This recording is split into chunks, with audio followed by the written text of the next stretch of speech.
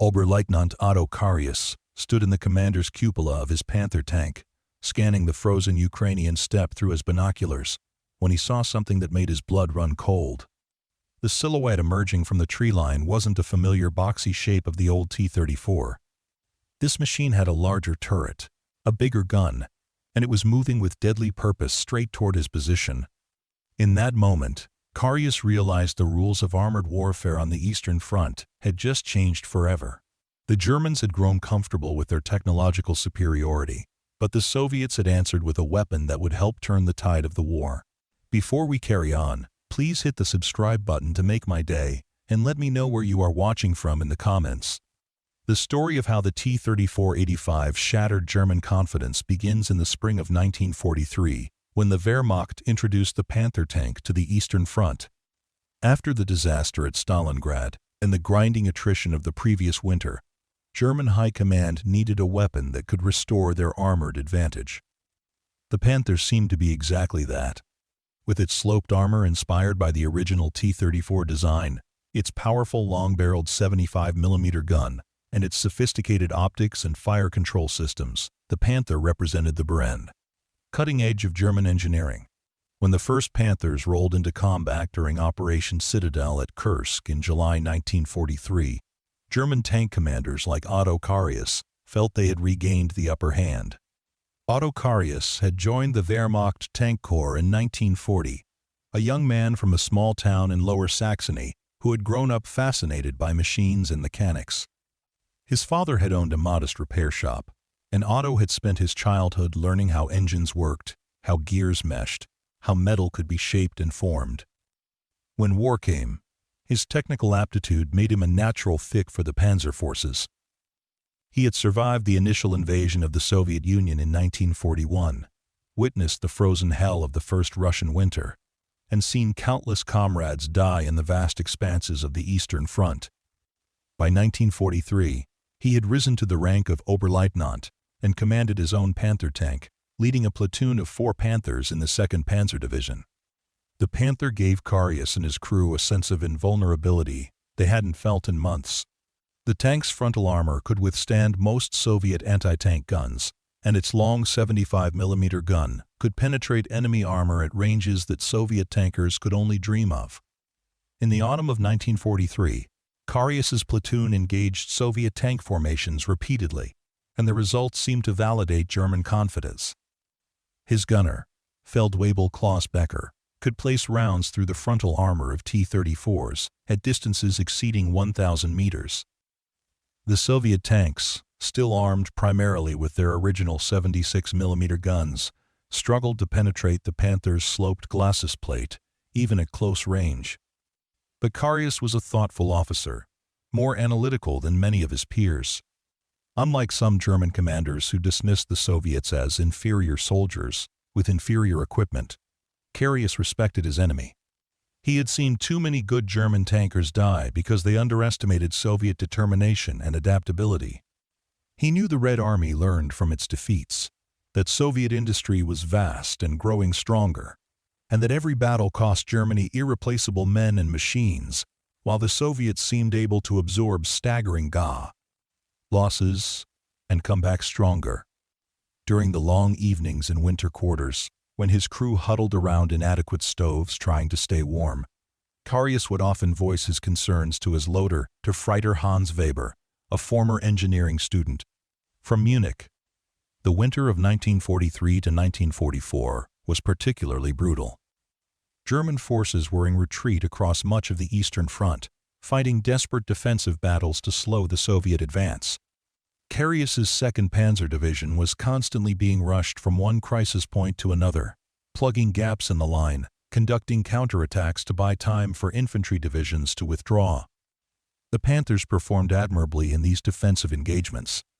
Their superior range and armor protection allowed German crews to exact a heavy toll on attacking Soviet armor. But for every Soviet tank they destroyed, 2 more seemed to take its place. The mathematics of attrition were working against Germany, and experienced officers like Carius could see it clearly. In January 1944, Carius's division was positioned near the town of Korsun in Ukraine. part of the forces attempting to maintain a salient that had become increasingly untenable. The Soviets were pressing from multiple directions, and intelligence reports spoke of massive armored formations being assembled for a major offensive. Carius attended a briefing where a weary intelligence officer reported that Soviet factories were producing tanks at a rate that exceeded German production by a factor of 3 to 1. Even more concerning were reports from reconnaissance units and interrogated prisoners that suggested the Soviets had upgraded their main battle tank with a more powerful gun. The first hard evidence came in early February 1944. A forward reconnaissance patrol from Carius's regiment managed to recover technical documents from a knocked-out Soviet tank that had been abandoned during a skirmish. When these documents reached division headquarters and were analyzed, they revealed that the Soviets had indeed mounted an 85mm gun on the T-34 chassis. The new variant was designated the T-34-85, and the technical specifications were troubling. The 85mm ISS-53 gun could penetrate approximately 140mm of armor at 500 meters, which meant it posed a genuine threat to the Panther's frontal IS. Armor at combat ranges. Carius received this intelligence with a mix of professional interest and deep concern. He gathered his crew and shared the information with them, watching as the implications sank in. Becker, his gunner, was the first to speak. The stocky Bavarian who had destroyed 23 Soviet tanks had always been supremely confident in the Panther's superiority. Now his weathered face showed worry. If the Soviets could penetrate their armor at normal engagement ranges, the entire tactical doctrine they had relied upon would need to change. Weber, the young loader, looked frightened. He was only 19 years old and had already seen enough of war to understand what this development meant. The driver, Obergefreiter Fritz Steiner, a former truck driver from Hamburg, simply shook his head and muttered that the war was becoming impossible. The first encounter with the T-34-85 came on February 14, 1944, during what should have been a routine defensive patrol. Carius's platoon of 4 Panthers was positioned along a ridgeline overlooking a snow-covered valley, tasked with covering the withdrawal of infantry units falling back from advanced positions. The morning had been quiet, with only the distant rumble of artillery breaking the cold silence. Carius was studying his maps, trying to determine the best routes for repositioning if Soviet forces broke through, when Becker's urgent voice crackled through the intercom reporting enemy armor.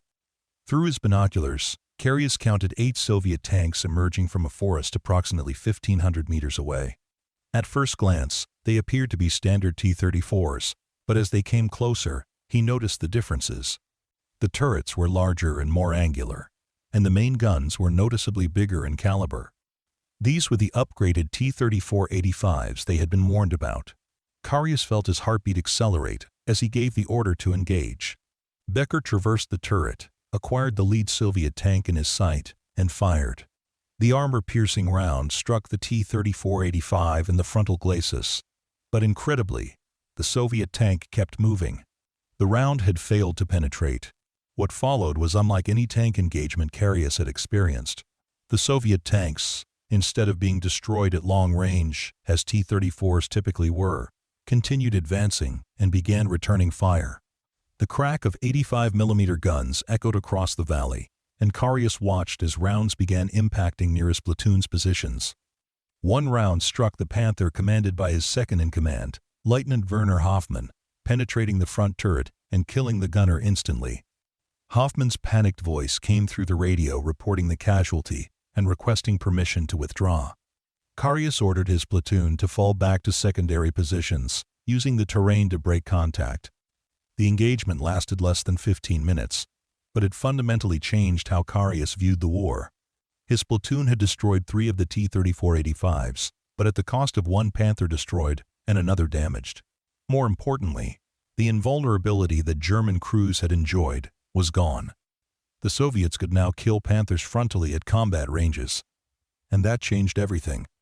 That evening, as his crew worked to repair minor damage to their tank, Carius wrote a detailed after-action report describing the engagement. He emphasized that the new Soviet tank represented a significant threat and that tactics would need to adapt immediately. Over the following weeks, encounters with T-34-85s became increasingly common. Soviet industry was producing the upgraded tanks in massive numbers, and they were being prioritized for the most critical sectors of the front. The Red Army's tank formations, which had suffered terrible losses in the first years of the war, now had a weapon that could stand toe-to-toe with German armor. Soviet commanders began using the T-34-85s more aggressively, knowing their crews had a fighting chance even against Panthers and Tigers. The psychological impact on German tank crews was profound. Men who had felt secure behind thick armor now understood they were vulnerable. Marshal Georgy Zhukov, the architect of so many Soviet victories, recognized the importance of the T-34-85 immediately. As one of the Soviet Union's most brilliant military minds, Zhukov understood that wars were won not just by individual weapons, but by how those weapons were employed in combined arms operations. The T-34-85 gave him a tool that could finally match German armor quality, and Soviet quantitative advantages meant he could deploy these tanks in overwhelming numbers. In March 1944, Zhukov began planning a series of massive offensives designed to destroy German forces in Ukraine and push toward the pre-war Soviet borders. The scale of Soviet operations in the spring of 1944 was staggering. Entire tank armies, each containing hundreds of T-34-85s along with supporting arms, were assembled and positioned for breakthrough operations. Soviet commanders had learned hard lessons about armored warfare from their German opponents. They understood the importance of concentration of force, combined arms cooperation, and maintaining momentum during offensive operations. The T-34-85 gave them the capability to implement these lessons effectively. German intelligence officers watching Soviet preparations felt a growing sense of dread as they tallied the forces being assembled against them. Carius's 2nd Panzer Division was positioned directly in the path of one of these Soviet offensives. By late March 1944, the division was severely under strength, with barely 30 operational Panthers and a hodgepodge of older Panzer IV and assault guns. The infantry divisions they were supposed to support were in even worse condition, filled with replacement troops who had minimal training and old men conscripted from rear area duties. German logistics were breaking down under the strain of sustained combat and the vast distances of the Eastern Front. Fuel was increasingly scarce. Ammunition resupply was erratic, and spare parts for the sophisticated Panther tanks were nearly impossible to obtain.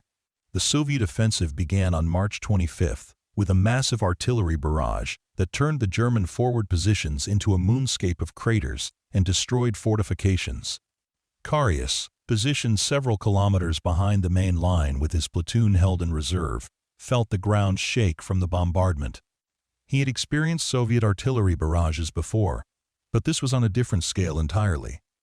The barrage continued for 3 hours, systematically destroying German defensive positions, cutting communication lines, and pulverizing anything that might resist the coming onslaught. When the guns finally fell silent, Carius knew what was coming next. The Soviet armor attacked in waves, and the T-34-85s were in the forefront. Carius received fragmentary reports from the forward positions describing hundreds of Soviet tanks advancing through the smoking ruins of German trenches. The understrength German infantry divisions, stunned by the artillery barrage and facing overwhelming armored assault, began to collapse. Carius's platoon was ordered forward to conduct a counterattack, to try to blunt the Soviet advance and buy time for a defensive line to be established further back. As his Panther rumbled forward through muddy roads churned up by earlier traffic, Carius felt the weight of impossible expectations settling on his shoulders. The counterattack took place in a small town that had changed hands multiple times during the winter fighting.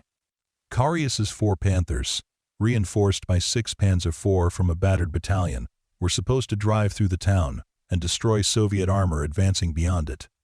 As they entered the outskirts, Carius immediately realized they were vastly outnumbered. Soviet T-34-85s were everywhere, supported by infantry and anti-tank guns. The Germans achieved initial surprise, destroying several Soviet tanks with their first volleys. But then the weight of Soviet numbers began to tell. Becker was firing as fast as the loader could feed rounds into the breach, each shot carefully aimed and almost always resulting in a hit. But for every T-34-85 they destroyed, more appeared. Soviet tactics had evolved significantly since the early war years. Rather than charging mindlessly at German positions, Soviet tank commanders were using cover, coordinating their movements, and concentrating fire on individual German tanks. Carius watched as one of his Panthers, commanded by a young officer who had joined the division only 2 weeks earlier, took 3 rapid hits from different directions and exploded in a fireball. The battle devolved into a chaotic close-range brawl that lasted nearly 2 hours. Carius's Panther took multiple hits, none penetrating but each impact sending shockwaves through the crew compartment and degrading their combat effectiveness. His radio operator was concussed by a hit to the turret side, blood running from his nose and ears but still trying to maintain communications. Steiner, the driver, was performing miracles, using every bit of his experience to position the Panther advantageously, backing into cover after each engagement, finding hull-down positions where the tank's superior gun depression could be used effectively. Finally, with ammunition running low and 2 of his 4 Panthers destroyed, Carius received permission to withdraw. The counterattack had failed to stop the Soviet advance, though it had delayed it by a few precious hours. As his surviving Panthers retreated through gathering darkness, Carius could see the glow of fires from burning vehicles scattered across the battlefield. The Germans had destroyed perhaps 30 Soviet tanks, but it hadn't mattered. The Soviets had hundreds more, and they kept coming. The mathematics of attrition that Carius had worried about for months were now playing out in the starkest possible terms. The spring and summer of 1944 saw the steady disintegration of German defensive positions across the Eastern Front. The Red Army, equipped with growing numbers of T-34-85s, and emboldened by their improving capability to fight German armor on equal terms, launched operation after operation designed to destroy German forces and liberate Soviet territory. Zhukov and other Soviet commanders orchestrated massive encirclements, cutting off entire German divisions and crushing them with overwhelming firepower. The Wehrmacht, its reserves exhausted and its supply lines stretched to breaking point, fought desperate defensive battles, but was steadily pushed back. For Carius and the dwindling number of experienced German tank commanders, each day brought fresh evidence that the war was lost. The T-34-85 had not single-handedly defeated German armor, but it had leveled the playing field at exactly the moment when Germany could least afford it. German tanks were still formidable weapons when properly employed, but there were simply too few of them facing too many Soviet tanks. German industry, battered by Allied bombing and lacking critical raw materials, could not replace losses at anything approaching the rate of Soviet production. Every Panther destroyed was a loss that couldn't be made good, while Soviet factories were producing T-34-85s at a rate of thousands per month. The human cost was staggering on both sides, but the Germans were bleeding talent they couldn't replace. Carius watched as experienced crew members were killed and replaced by barely trained youngsters pulled from Luftwaffe ground crews or naval personnel whose ships no longer existed. These replacement crews lacked the skills and experience to survive against increasingly capable Soviet forces. The T-34-85, in the hands of Soviet crews who had learned their trade through bitter experience, was proving to be a deadly weapon. Soviet tankers, once dismissed by German commanders as poorly trained and tactically inept, were now demonstrating increasing sophistication in their employment of armored forces. By June 1944, Carius's division had been reduced to a Kampfgruppe, a battle group consisting of barely a dozen operational tanks and a few hundred infantry. They were positioned in Belarus, trying to hold a sector that should have required a full division. The Soviets launched Operation Bagration, a massive offensive designed to destroy German Army Group Center, and Carius's depleted unit found itself in the path of multiple Soviet tank corps. The fighting was apocalyptic, with German positions being overrun by waves of Soviet armor that included not just T-34-85s, but also heavy as-2 tanks and self-propelled guns. During one particularly desperate engagement, Carius's Panther faced off against 5 T-34-85s simultaneously. Becker, his nerves steady despite weeks of continuous combat, destroyed 3 of them in rapid succession, his shooting as precise as ever.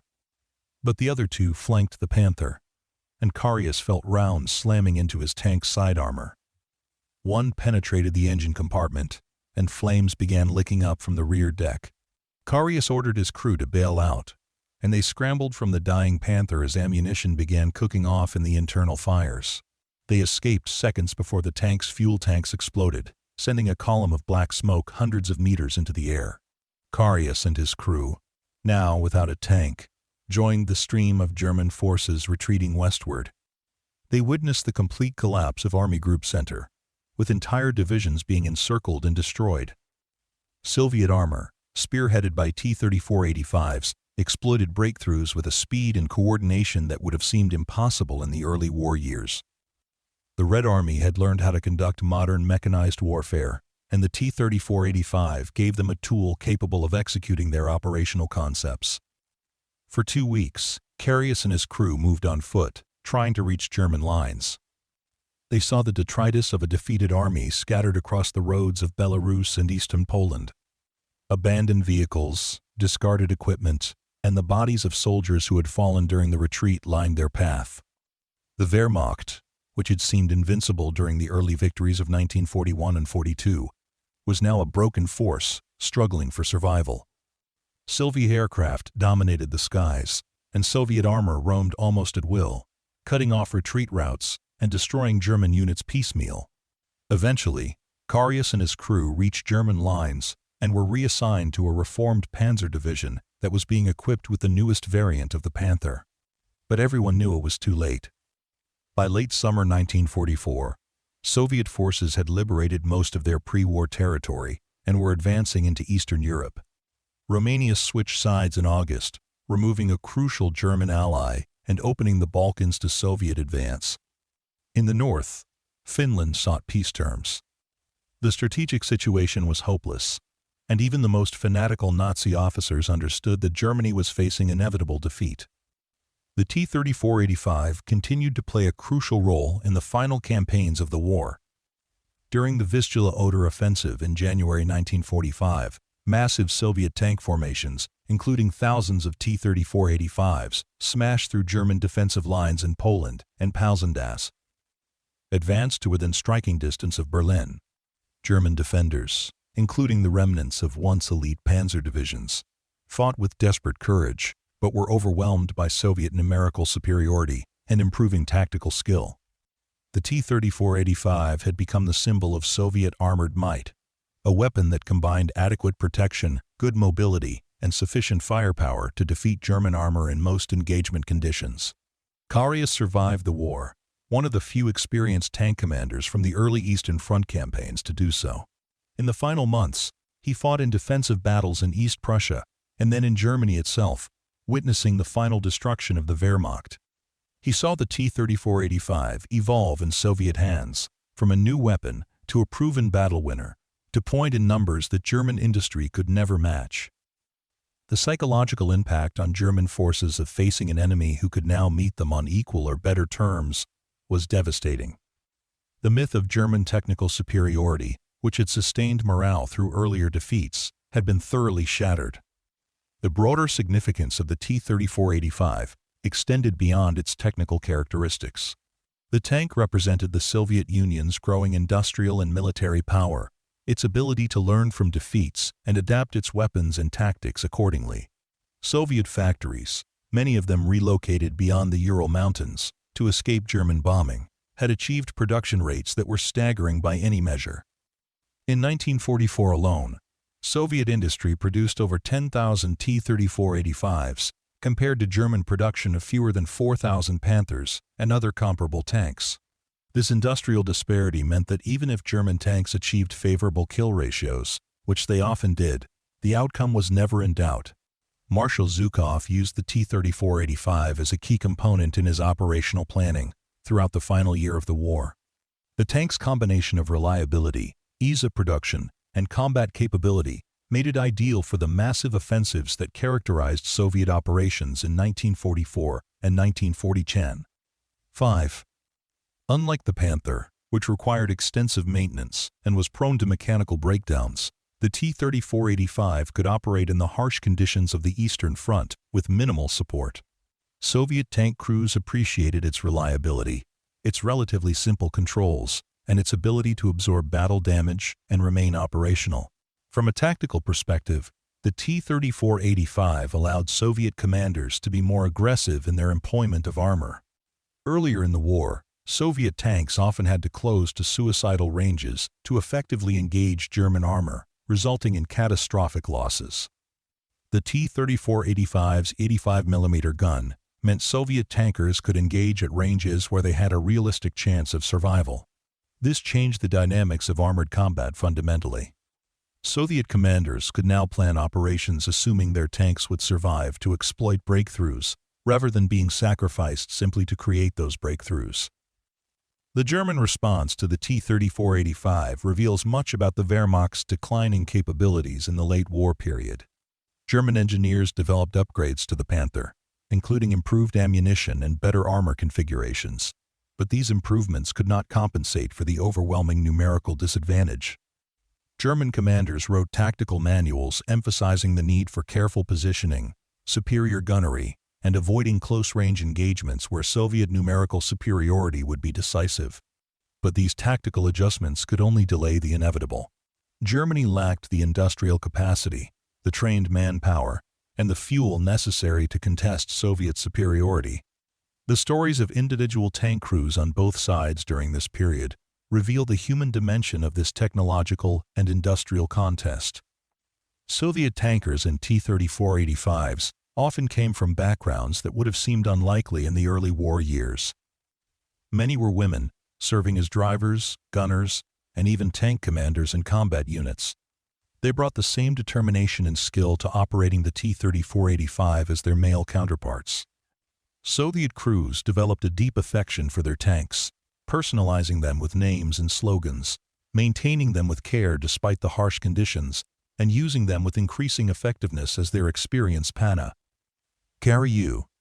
German tank crews, conversely, were fighting with the knowledge of impending defeat. Men like Carius, who had survived years of combat, understood that individual skill and superior equipment could not overcome the strategic reality. They continued to fight, destroying Soviet tanks in numbers that would have seemed decisive earlier in the war. But each engagement simply delayed the advance, rather than stopping it. The psychological burden of fighting a lost war while watching comrades die in burning tanks was immense. Many German tankers developed a fatalistic attitude, doing their duty because discipline and unit cohesion demanded it, but harboring no illusions about the ultimate outcome. The final battles in Berlin in April and May 1945 saw T-34-85s fighting in urban terrain, an environment they had not been specifically designed for, but in which they proved effective. Nonetheless, Soviet tank crews had learned urban warfare tactics during the brutal fighting in Stalingrad and other cities, and they applied these lessons during the assault on the German capital. T-34-85s provided direct fire support for infantry assaults, destroyed fortified positions, and engaged the few remaining German tanks in point-blank duels amid the rubble. The sight of Soviet tanks flying red flags driving through the streets of Berlin symbolized the complete reversal of fortune from the dark days of 1941, when German panzers had seemed unstoppable. The technical evolution represented by the T-34-85 offers important lessons about weapons development and military procurement. The Soviet approach was fundamentally pragmatic, focusing on producing large numbers of adequate weapons rather than smaller numbers of technically sophisticated ones. The T-34-85 was not as refined as the Panther in many respects. Its optics were less sophisticated, its fire control systems more basic, and its crew comfort minimal. But it was reliable, easy to produce in massive quantities, and sufficiently capable to accomplish its mission. In the context of the Eastern Front, where attrition was constant and replacement rates critical, these characteristics proved more valuable than technical perfection. The German approach, emphasizing technical sophistication and superior performance, produced excellent individual weapons, but in insufficient quantities. The Panther was arguably the best medium tank of World War II in terms of firepower and protection, but Germany simply could not produce enough of them to matter strategically.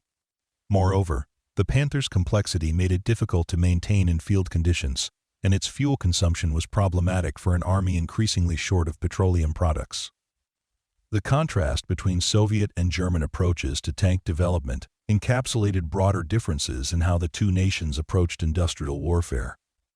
For military historians and analysts, the story of the T-34-85 and its impact on the Eastern Front provides a case study in how technological developments interact with broader strategic factors. The tank itself did not win the war for the Soviet Union. That victory was the result of multiple factors, including Soviet industrial mobilization, the massive sacrifices of the Soviet people, the strategic and direction provided by leaders like Zhukov, and the gradual degradation of German combat power through sustained attrition. But the T-34-85 was an important enabler, allowing Soviet commanders to execute their operational concepts more effectively and giving Soviet tank crews a weapon they could rely on. The legacy of the T-34-85 extended well beyond World War II. The tank served in conflicts around the world for decades after the war ended, proving its fundamental soundness of design. Soviet client states and allies received thousands of T-34-85s, and the tank saw combat in Korea, the Middle East, Africa, and Southeast Asia. Its influence on tank design was profound, demonstrating the value of sloped armor, balanced characteristics, and production efficiency. Modern tank designers still reference the T-34 series when discussing the principles of effective armored vehicle design. For the men who fought in and against the T-34-85, the tank represented different things.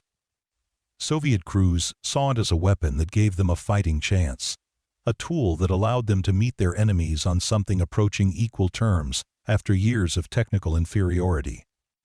German tankers like Carius viewed it as a symbol of their declining fortunes, evidence that Soviet industry and Soviet military effectiveness had reached a point where German technical advantages no longer guaranteed victory. For both sides, the appearance of the T-34-85 marked a turning point, a moment when the trajectory of the war became clear to those paying attention. The winter of 1945 found the remnants of the German army fighting desperately to delay Soviet advances and allow civilians to flee westward.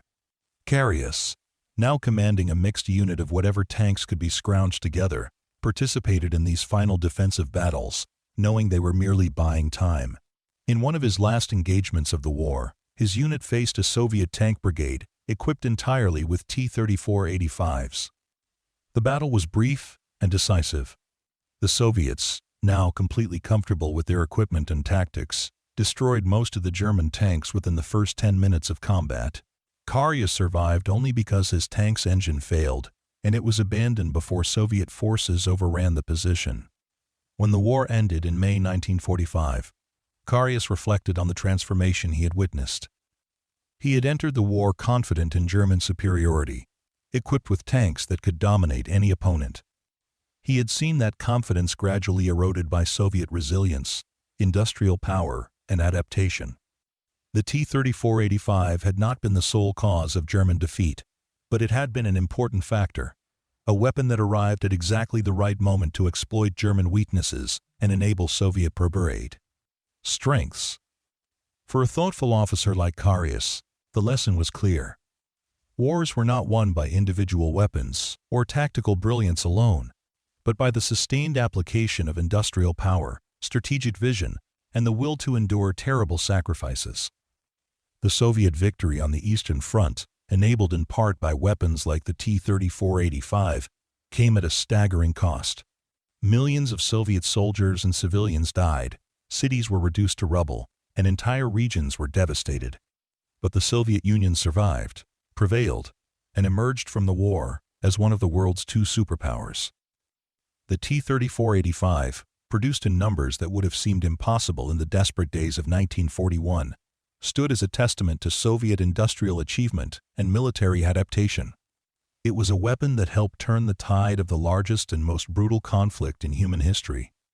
For Germany, the failure to counter weapons like the T-34-85 effectively was symptomatic of broader strategic failures. The decision to invade the Soviet Union, the underestimation of Soviet industrial capacity, the ideological blindness that prevented realistic assessment of the enemy, all contributed to catastrophic defeat. German technical excellence in weapons design could not compensate for these fundamental strategic errors. The Panther tank, for all its impressive capabilities, entered service too late and in too few numbers to change the outcome. By the time Germany fielded weapons that could theoretically match the T-34-85, the strategic situation had deteriorated beyond recovery. In the decades following the war, survivors from both sides wrote memoirs and accounts of their experiences. Carius published a book about his time as a tank commander, providing detailed accounts of armored warfare on the Eastern Front. His descriptions of encounters with T-34-85s are notable for their respect for the weapon and recognition of its significance. Soviet tank commanders also left accounts, describing the relief and confidence they felt when transitioning from the earlier T-34 variants to the 85mm gun-equipped version.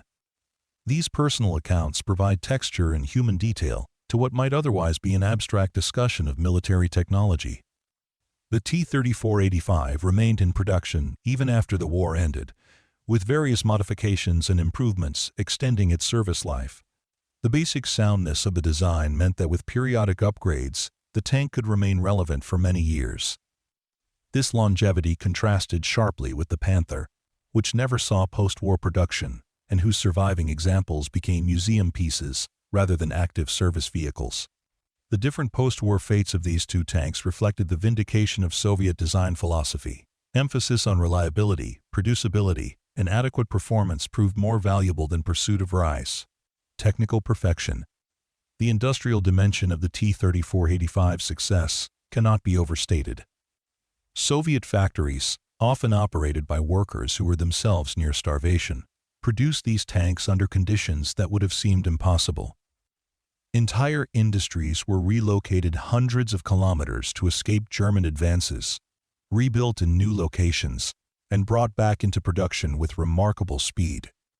The workforce included women, teenagers, and older workers who would not normally have been employed in heavy industry. Their efforts, combined with Allied aid through the Lend-Lease program, created an industrial base that could outproduce Germany despite the loss of significant territory and resources. The strategic implications of the T-34-85's introduction were recognized by intelligence analysts on both sides. German intelligence officers understood that the appearance of this upgraded tank signaled a fundamental shift in the industrial balance. Soviet intelligence celebrated the successful deployment of a weapon that could finally match German armor, seeing it as vindication of their industrial planning and development priorities. Allied intelligence officers in the West, monitoring the Eastern Front carefully, noted the significance of the T-34-85 and drew their own conclusions about Soviet military effectiveness in post-war power. The tactics developed around the T-34-85 by Soviet commanders became doctrine that influenced armored warfare for decades. The emphasis on mass, momentum, and deep operations that characterized Soviet offensives in 1944 and 1945 became the template for Soviet military planning during the Cold War. NATO planners studying Soviet doctrine had to account for the possibility of massive armored assaults similar to those that crushed German forces, only now potentially equipped with even more capable weapons. The shadow of the T-34-85's success extended far beyond World War II itself. For the soldiers who fought in the final year of the war, the presence of T-34-85s on the battlefield was a daily reality that shaped their experiences and their fates. German infantry learned to fear the sight of these tanks, knowing that their anti-tank weapons were often inadequate against the armor. Soviet infantry came to rely on the support of T-34-85s, coordinating their assaults with tank movements in combined arms operations that had been perfected through bitter experience. The relationship between infantry and armor, always crucial in modern warfare, was refined and developed during the campaigns where the T-34-85 proved its worth. The maintenance and logistical aspects of the T-34-85 deserve recognition as part of its success story. Soviet logistics officers developed efficient systems for maintaining and repairing these tanks in field conditions. The relative simplicity of the design meant that repairs could often be accomplished by unit-level mechanics without requiring specialized facilities. This ease of maintenance translated directly into higher operational readiness rates compared to more sophisticated German tanks. A weapon that could be quickly repaired and returned to combat was worth more than a technically superior weapon that spent weeks awaiting specialized parts and skilled technicians. As the war drew to its conclusion, the sight of T-34-85s advancing westward became symbolic of Soviet power and German defeat. Civilians fleeing the advancing Red Army knew that when these tanks appeared, organized German resistance had likely collapsed. German soldiers facing these tanks in the war's final battles understood that they represented overwhelming force against which individual courage or tactical skill could accomplish little. The T-34-85 had become more than just a weapon. It was an emblem of the massive industrial and military power that the Soviet Union had mobilized to defeat Nazi Germany. The final count of T-34-85s produced during the war exceeded 20,000 units, a staggering number that dwarfed German production of comparable vehicles. This quantitative superiority, combined with the qualitative improvements the 85mm gun represented, gave Soviet commanders a decisive advantage in armored warfare. The ability to absorb losses and continue offensive operations, knowing that destroyed tanks would be rapidly replaced, fundamentally altered the calculus of armored combat. German commanders, facing unrelenting pressure and unable to replace their losses, were ground down by this relentless arithmetic of attrition. The human stories behind these statistics revealed the personal dimensions of this technological competition. Soviet tank crews who transitioned from earlier T-34 models to the 85 variant described the difference in almost emotional terms. Sergeant Ivan Petrov, a tank commander who had survived 2 years of combat in the older T-34-76, wrote in his diary about receiving a T-34-85 in March 1940. 4. He described the feeling of confidence the bigger gun provided, the sense that he and his crew now had a real chance of survival, rather than being expected to sacrifice themselves to achieve objectives. This psychological shift, replicated across thousands of Soviet tank crews, translated into improved morale and more aggressive tactics. The training programs for T-34-85 crews evolved to emphasize the tank's new capabilities. Soviet training facilities taught gunners to engage at longer ranges, taking advantage of the 85mm gun's superior penetration. Tank commanders learned to coordinate their attacks more effectively, using the improved firepower to destroy German defensive positions before they could respond effectively. The Soviet military education system, which had been devastated in the early months of the war, when experienced officers were killed in massive numbers, had recovered and was producing competent leaders who understood how to employ their improving equipment. German responses to the T-34-85 reveal the desperation of their strategic situation. Field modifications to Panthers included additional armor plates welded to vulnerable areas, though these additions degraded the tank's already problematic mobility. Tactical doctrines emphasized ambush tactics, where German tanks would wait in concealed positions for Soviet armor to approach, and then engage at close range, where their superior optics and crew training might provide an advantage. But these defensive tactics could delay but never stop Soviet advances. The fundamental reality was that Germany lacked the resources to contest Soviet superiority in any sustained manner. The role of crew quality in determining combat outcomes became increasingly complex as the war progressed. Early in the conflict, German crews with superior training and more combat experience could overcome significant numerical odds. By late 1944, Soviet crews had accumulated extensive combat experience of their own, and the technical gap had narrowed with weapons like the T-34-85. German advantages in optical equipment and fire control systems mattered less when Soviet tanks could penetrate German armor at normal combat ranges. The mythology of German technical and tactical superiority, which had sustained Wehrmacht morale through earlier defeats, was comprehensively demolished by the reality of Soviet tanks that could fight and win. Economic historians examining the Eastern Front have identified the T-34-85 as a case study in effective resource allocation during total war. The Soviet decision to upgrade an existing proven design rather than developing an entirely new tank proved strategically sound. Development time was minimized, production facilities required only modest retooling, and crews could transition to the new variant with minimal additional training. This approach stood in stark contrast to German tendencies toward over-engineering and constant pursuit of technical perfection at the expense of production numbers and reliability. The comparative costs of producing T-34-85s versus Panthers further illustrate the industrial imbalance. A T-34-85 could be manufactured for approximately one-third the cost of a Panther, using less specialized materials and requiring fewer skilled labor hours. When these cost differentials were multiplied across thousands of units, the cumulative advantage was overwhelming. Soviet industry could produce 3 T-34-85s for every Panther Germany manufactured, and Soviet factories operated with fewer resource constraints than their German counterparts, who were increasingly starved of critical materials by Allied bombing and loss of conquered territories. The environmental conditions of the Eastern Front favored the T-34-85's design philosophy. The vast distances, extreme weather, and poor infrastructure of the Soviet Union demanded vehicles that could operate reliably without sophisticated maintenance facilities. The T-34-85, with its wide tracks, powerful diesel engine, and relatively simple mechanical systems, excelled in these conditions. Panthers, designed with Western European conditions in mind, suffered from inadequate track width for soft ground. Gasoline engines that consumed scarce fuel at alarming rates, and complex transmissions that failed regularly under the stress of Eastern Front operations. Soviet propagandists recognized the T-34-85's symbolic value and exploited it effectively.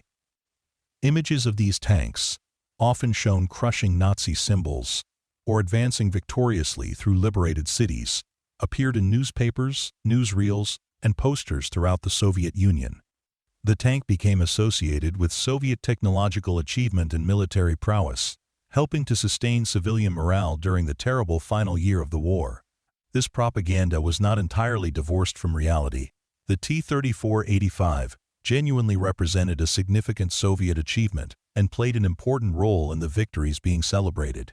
The international dimensions of the T-34-85's impact extended beyond the immediate battlefield. Allied leaders, particularly the British and Americans, monitored the tank's performance carefully as they assessed Soviet military capabilities and considered post-war power relationships. The demonstration that Soviet industry could produce sophisticated weapons in massive quantities while simultaneously recovering from devastating territorial losses impressed Western observers and influenced their craft. Thinking about the post-war order, the T-34-85 contributed to the recognition that the Soviet Union would emerge from the war as a great power with formidable military-industrial capacity.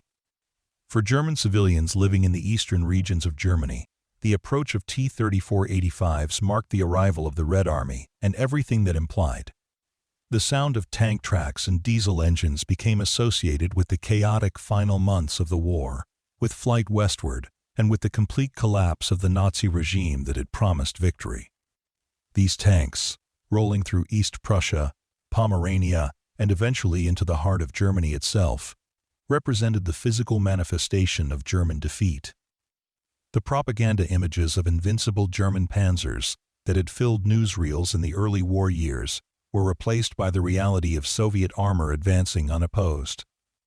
The technical crews who designed and refined the T-34-85 deserve recognition for their achievement under extraordinarily difficult circumstances. Soviet engineers worked in factories that were often barely heated during brutal winters, with limited tools and materials, under constant pressure to increase production. They managed to integrate the larger 85mm gun into the T-34 chassis while maintaining the tank's reliability and production efficiency. This was a significant engineering achievement that required solving complex problems related to weight distribution, ammunition storage, and crew ergonomics within the constraints of an existing design. The evolution of Soviet combined arms tactics, with the T-34-85 as a central component, represented a maturation of Soviet military thought. Early war Soviet armored operations had often been characterized by poor coordination between tanks, infantry, artillery, and air support. By 1944, Soviet commanders had developed sophisticated operational methods that integrated all arms effectively. The T-34-85 operated as part of this larger system, with infantry supporting the tank's advances artillery suppressing enemy anti-tank weapons, and aircraft providing reconnaissance and close air bursts. Support. This systematic approach to warfare, learned through bitter experience, maximized the effectiveness of weapons like the T-34-85. The impact on German industrial planning was significant, as resources were diverted to counter the T-34-85 threat. Development programs for improved anti-tank guns, upgrades to existing tank designs, and entirely new vehicle programs consumed engineering talent and manufacturing capacity that Germany could ill grasp. Afford despair. The constant reactive cycle of trying to counter improving Soviet weapons meant German industry never achieved the efficiency and focus that characterized Soviet production. Each new Soviet development, like the T-34-85, triggered German responses that further dispersed their limited industrial resources. Personal accounts from the final battles of the war frequently mention the psychological impact of facing masses of Soviet armor. German soldiers, whether tank crews or infantry, described the overwhelming sensation of watching dozens or even hundreds of T-34-85s advancing across open ground. The knowledge that destroying individual tanks would make little difference to the overall outcome created a sense of helplessness that eroded combat effectiveness. Even units that fought bravely and inflicted significant casualties on Soviet forces understood they were merely delaying inevitable defeat. The maintenance of operational readiness rates with the T-34-85 demonstrated the effectiveness of Soviet logistics and maintenance systems. Despite the harsh conditions and intense combat, Soviet tank units maintained relatively high percentages of operational vehicles. This was achieved through a combination of robust design, effective field maintenance procedures, and an extensive network of repair facilities that could return damaged tanks to service quickly. German units, conversely, saw their operational readiness rates decline steadily as the war progressed, with increasing numbers of tanks unavailable due to mechanical problems or lack of spare parts. The legacy of the T-34-85 in Soviet and Russian military culture is profound. The tank is remembered not just as a weapon but as a symbol of the Soviet Union's victory in what Russians call the Great Patriotic War. Monuments featuring T-34-85s stand in cities throughout the former Soviet Union, commemorating the sacrifice and ultimate triumph of that terrible conflict. Veterans who served in these tanks were honored as heroes, and their stories became part of the national narrative of survival and victory against overwhelming odds. The technological lessons learned from the T-34-85 influenced Soviet tank design for decades after the war. The emphasis on sloped armor, the preference for reliability over technical sophistication, and the focus on production efficiency all became hallmarks of Soviet armored vehicle development during the Cold War. Tanks like the T-54 and T-62, which formed the backbone of Soviet armored forces for generations, owed much to the design philosophy validated by the T-34-85's success. For military professionals studying armored warfare, the story of the T-34-85 offers enduring lessons. The importance of matching weapons development to strategic needs, the value of production capacity over individual unit superiority, and the necessity of adapting designs based on combat experience all emerge clearly from the historical record. Modern tank designers still reference the T-34 series when discussing the fundamental principles of effective armored vehicle design, particularly the need to balance firepower, protection, and mobility within the constraints of available resources and technology.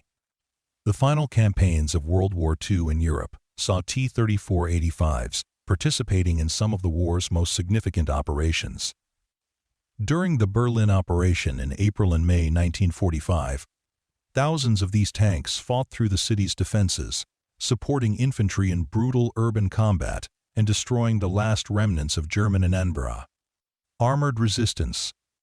The images of T-34-85s in front of the Reichstag became iconic representations of Soviet victory, symbols of how far the Red Army had come from the desperate defensive battles of 1940. 1. The story of the T-34-85 is ultimately inseparable from the larger narrative of the Eastern Front and the Soviet Union's struggle for survival and victory. The tank did not win the war alone. No single weapon could have accomplished that. But it arrived at a critical moment when Soviet forces needed a weapon that could match improving German armor, and it fulfilled that role admirably. Combined with Soviet numerical superiority, growing tactical sophistication, and massive industrial production, the T-34-85 became an essential tool in the destruction of Nazi Germany. For Otto Carius, who survived the war and lived into the 21st century, the T-34-85 remained a subject of professional respect tinged with bitter memories. In his writings and interviews, he acknowledged the tank's effectiveness and its role in Germany's defeat. He spoke of the skilled Soviet crews who operated these tanks, the overwhelming numbers they attacked in, and the futility of trying to stop them with inadequate resources. His reflections provided German perspective on a weapon that shattered the Wehrmacht's confidence and contributed significantly to its ultimate destruction. The T-34-85 stands as a testament to Soviet industrial achievement, military adaptation, and strategic thinking during World War II. It was not the most sophisticated tank of the war, nor the most powerful or heavily armored, but it was available in the numbers needed. It was reliable enough to operate under harsh conditions, and it was capable enough to defeat German armor that had previously seemed invincible. These qualities, combined with the courage and skill of the crews who operated these tanks, made the T-34-85 one of the most significant weapons of the Second World War. Its impact on the Eastern Front was profound, helping to turn the tide of the largest and most brutal conflict in human history and contributing to the ultimate defeat of Nazi Germany. The psychological warfare dimension of the T-34-85's deployment deserves deeper examination. Soviet commanders understood that the appearance of these upgraded tanks would demoralize German forces who had grown accustomed to technical superiority. Intelligence officers deliberately ensured that information about the new tank's capabilities reached German units through various channels, including allowing some German reconnaissance elements to observe the tanks from a distance and escape to report what they had seen. This psychological operation was designed to erode German confidence before the tanks even engaged in combat, and it proved remarkably effective. German soldiers who heard rumors about the new Soviet tank often exaggerated its capabilities, creating fear that exceeded the weapon's actual performance. The crew composition of T-34-85 units reflected the Soviet Union's total mobilization for war. By 1944, women served not just in support roles, but as active combat crew members in many tanks. Drivers like Alexandra Boyko, who had learned to operate heavy machinery on a collective farm before the war, found their skills directly transferable to tank operation.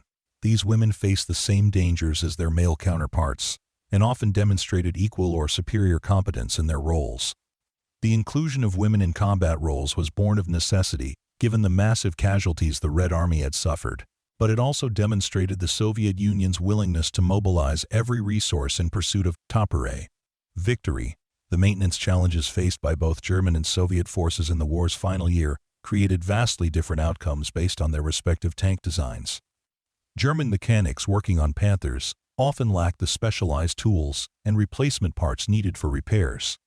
A damaged gearbox or final drive in a Panther might render the tank inoperable for weeks, while parts were fabricated or transported from distant workshops.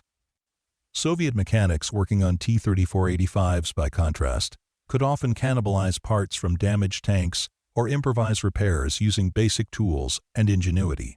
This difference in maintainability meant that Soviet operational readiness rates remained relatively stable, while German rates plummeted.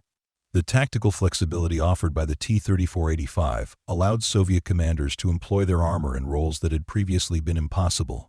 Tank destroyer missions, where T-34-85s would be positioned in ambush positions to engage German armor at favorable ranges, became increasingly common. The 85mm gun's penetration capability meant these ambushes could be devastatingly effective, destroying German tanks before they could close to ranges where their superior optics and fire control systems might provide an advantage. Soviet tank commanders learned to exploit terrain masterfully, using the T-34-85's relatively low profile and good mobility to achieve positional advantages. The intelligence gathered from captured or abandoned T-34-85s provided German engineers with detailed knowledge of Soviet capabilities, but this information only deepened their pessimism about Kahl. Germany's prospects. Analysis of the tank's construction revealed the efficiency of Soviet production methods and the effectiveness of their design choices. German engineers recognized that the Soviets had achieved a nearly optimal balance of characteristics within their resource and technological constraints. Recommendations for German responses to the T-34-85 threat invariably concluded that matching Soviet production rates was impossible and that only dramatic technological breakthroughs could restore German advantages. The winter conditions of early 1945, when Soviet forces launched their final major offensives into Germany itself, showcased the T-34-85's environmental adaptability.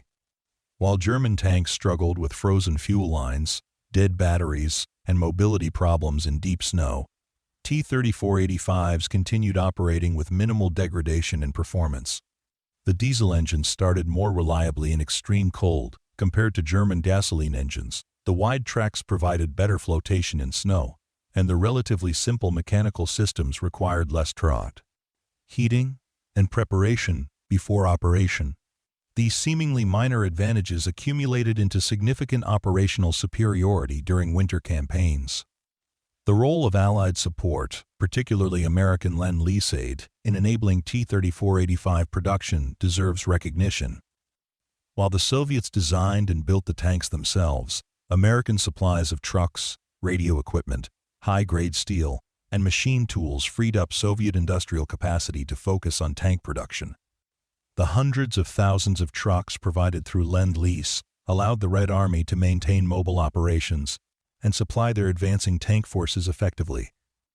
This international dimension of the T-34-85's success demonstrates that even seemingly independent weapon systems exist within larger networks of industrial and logistical support. The personal rivalries and competitions between Soviet tank crews created a culture of excellence that improved overall performance. Tank commanders would compete to see who could achieve the most kills, who could advance farthest, or who could complete missions most efficiently. These competitions, encouraged by political officers and unit commanders, pushed crews to maximize their T-34-85's capabilities. The best-performing crews received recognition, medals, and sometimes material rewards like extra rations or leave time. This competitive culture, combined with improving equipment, created a positive feedback loop where crew skill and weapon capability reinforced each other. German attempts to counter the T-34-85 through tactical innovation produced some temporary successes, but could not alter the strategic situation. Tank destroyer units equipped with vehicles like the German Panther or German Tiger could destroy T-34-85s at long range.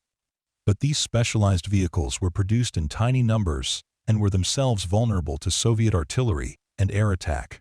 German commanders developed elaborate defensive schemes involving multiple layers of anti-tank weapons, but Soviet combined arms tactics usually found ways to suppress or bypass these defenses. Every German tactical adaptation was countered by Soviet responses, creating an action-reaction cycle that Germany, with its declining resources, could not sustain. The urban warfare techniques developed by Soviet forces using T-34-85s became templates for post-war doctrine. In cities like Königsberg, Breslau, and ultimately Berlin, Soviet tankers learned to operate in extremely confined spaces, supporting infantry assaults on fortified buildings and engaging enemy armor at point-blank ranges. The T-34-85 proved adaptable to this environment, despite being designed for open-country warfare. Crews learned to use rubble for cover, to coordinate closely with infantry to suppress anti-tank teams, and to employ their main guns against fortifications with devastating effect. These urban warfare lessons influenced Soviet and Russian military thinking for decades. The symbolic importance of the T-34-85 in Soviet victory celebrations cannot be overstated. When massive victory parades were held in Moscow and other cities after the war ended, T-34-85s featured prominently, rolling through streets lined with cheering crowds. Veterans who had served in these tanks were treated as heroes, their experiences forming a central part of the Soviet Union's narrative about the Great Patriotic War. The tank became inseparable from the story of Soviet victory, a mechanical symbol of the nation's suffering, sacrifice, an ultimate triumph over fascism. The technical intelligence sharing between the Western Allies and the Soviet Union regarding tank development was limited during the war. But the T-34-85's existence influenced Western thinking about armored warfare. British and American tank designers studied reports about the tank's performance and recognized that post-war armored vehicle development would need to account for Soviet capabilities. The T-34-85 demonstrated that future tank designs would require powerful guns capable of defeating heavy armor, reliable mechanical systems that could operate in harsh conditions, and production designs that allowed for mass manufacture. These lessons shaped Western tank development in the immediate post-war years. The environmental impact of the massive tank battles involving T-34-85s left lasting scars on the Eastern European landscape. Battlefields where hundreds of tanks had fought were littered with destroyed vehicles, unexploded ammunition, and contamination from fuel and oil spills. Decades after the war ended, farmers in Ukraine, Belarus, and Poland continued discovering the remains of T-34-85s and other tanks buried in fields or hidden in forests. These physical remnants served as grim reminders of the massive scale of armored warfare on the Eastern Front and the enormous material costs of the conflict. The crew survival rates in T-34-85s, while not exceptional by modern standards, represented an improvement over earlier Soviet tank models. The additional armor protection and better gun meant crews had improved chances of destroying enemy tanks before being hit themselves. Soviet tankers developed superstitious rituals and good luck practices, believing certain behaviors would improve their survival odds. Some crews named their tanks after family members or hometowns, creating emotional connections to their vehicles. Others carried good luck charms or followed elaborate pre-combat routines. These psychological coping mechanisms helped crews manage the extreme stress of armored combat. The logistics of ammunition supply for T-34-85s created challenges that Soviet planners addressed through massive organizational efforts. Each tank required different types of ammunition for various targets: armor-piercing rounds for enemy tanks, high-explosive rounds for fortifications and infantry, and machine gun ammunition for the hull brass, and coaxial guns. Maintaining adequate supplies of all these ammunition types for thousands of tanks operating across a front, stretching thousands of kilometers, required sophisticated logistics planning and execution. Soviet logistics officers developed efficient distribution systems that ensured frontline units remained supplied, even during rapid advances deep into enemy territory. The comparison between the T-34-85 and American tanks like the M4 Sherman, which also faced German armor, reveals interesting parallels and differences. Both tanks prioritized reliability and production efficiency over individual technical superiority. Both proved effective when employed in combined arms operations with proper support. However, the T-34-85's 85mm gun provided better armor penetration than the Sherman's standard 75mm gun, giving Soviet crews advantages in tank versus tank combat. These comparative studies influenced post-war debates about optimal tank design and the proper balance between quality and quantity in armored forces.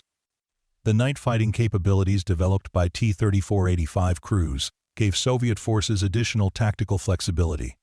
While neither Soviet nor German tanks had sophisticated night vision equipment, Soviet crews became adept at using illumination rounds, burning vehicles, and even deliberate fire setting to create enough light for night engagements.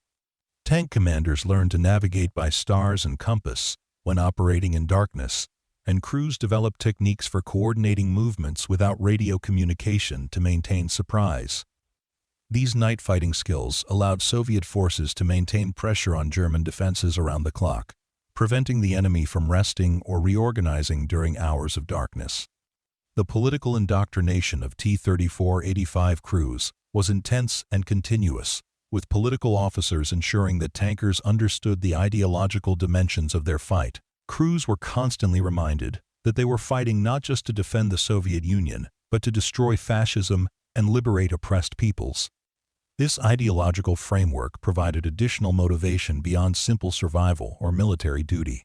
Many tankers genuinely believed in the political cause they were fighting for, and this conviction translated into willingness to take extraordinary risks and endure terrible hardships. The combination of improving equipment, growing tactical skill, and strong ideological motivation made T-34-85 crews formidable opponents. The recovery and repair systems for damaged T-34-85s were remarkably efficient, reflecting Soviet understanding that returning damaged vehicles to service was almost as important as building new Beret 1s. Specialized recovery vehicles and trained recovery crews operated close behind advancing tank units, retrieving damaged tanks from battlefields and transporting them to repair facilities. Mobile repair workshops could restore moderately damaged T-34-85s to operational status within days. This effective recovery and repair system meant that Soviet tank strength remained relatively stable even during periods of intense combat and heavy losses. The evolution of radio communications in T-34-85 units significantly improved coordination and tactical effectiveness. Earlier Soviet tanks often lacked radios or had only receivers without transmitters, forcing tank commanders to rely on visual signals and pre-planned movements. By 1944, most T-34-85s were equipped with functioning radios that allowed real-time coordination between tanks and with supporting arms. This communications capability enabled more sophisticated tactics, better responses to changing battlefield conditions, and more effective combined arms operations. The difference in combat effectiveness between radio-equipped and non-radio-equipped units was dramatic. The final battles, involving T-34-85s, in May 1945, saw these tanks participating in actions that had more symbolic than military significance. When German forces surrendered, isolated pockets of resistance sometimes continued fighting out of desperation or ignorance of the overall situation. T-34-85s were employed to suppress these final holdouts, bringing the war to a definitive conclusion. The sight of Soviet tanks rolling through German territory, unopposed and victorious, marked the complete reversal of the situation that had existed in 1941, when German panzers had seemed unstoppable. This reversal, achieved through Soviet industrial power, military adaptation, and weapons like the T-34-85, represented one of history's most dramatic military turnarounds. The preservation of T-34-85s as historical artifacts and museum pieces ensures that future generations can understand the physical reality of these weapons. Museums throughout Eastern Europe and Russia display these tanks, often with detailed explanations of their technical characteristics and historical significance. Veterans sometimes visit these museums, seeing tanks identical to those they fought in decades earlier, sharing their experiences with younger visitors. These preserved vehicles serve educational purposes, helping people understand the massive scale and terrible cost of the Eastern Front conflict. The T-34-85, as both artifact and symbol, continues to teach lessons about warfare, industrial capacity, and human endurance in the face of existential threats.